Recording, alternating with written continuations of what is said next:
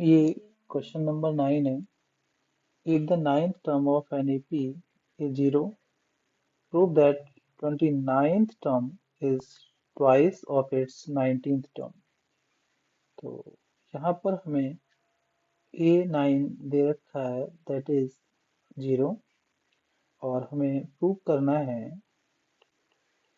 We have to prove A29 is equal to 2 times of A19। Understood. हमें A9 जो दे रखा है इसका यूज करना है, लाइक दिस के AN equal to A plus N minus 1 into d से। तो ये हो जाएगा मेरा A9 is equal to, first term को A मान लीजिए तो A प्लस, और N की वैल्यू 9 है तो this one, and into D.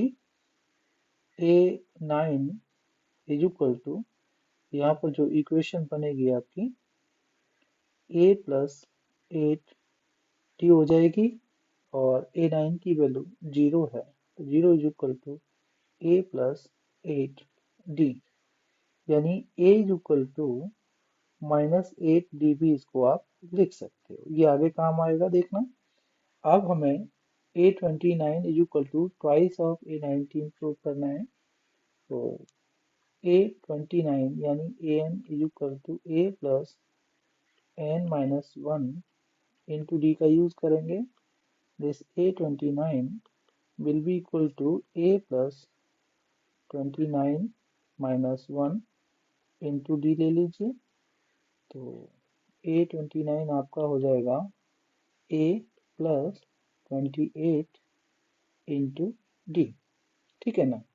इसे देखिएगा अभी, और आप A19 को करेंगे यहाँ पर, तो A19 will be equal to A plus 19 minus 1 into d, ठीक है ना। आइडेंटिटी का यूज करेंगे तो A19 will be equal to A plus 18D। ध्यान रखना है आपने। अगर हम यहाँ A की वैल्यू -8D पुट कर देते हैं इन दोनों में, तो A29 will be equal to -8D, understood, plus 28D। तो A29 हो जाएगा हमारा 20D, समझे आप। और ये A19 will be equal to, इसको -8D रख लीजिए, प्लस 18D। तो A19 इस तरह से हो जाएगा 10D के इक्वल। अब आप कंपेयर कर लीजिए इनको। A जो पूछा था आपको कि A29 is equal to 2 times of A19, ऐसा है क्या?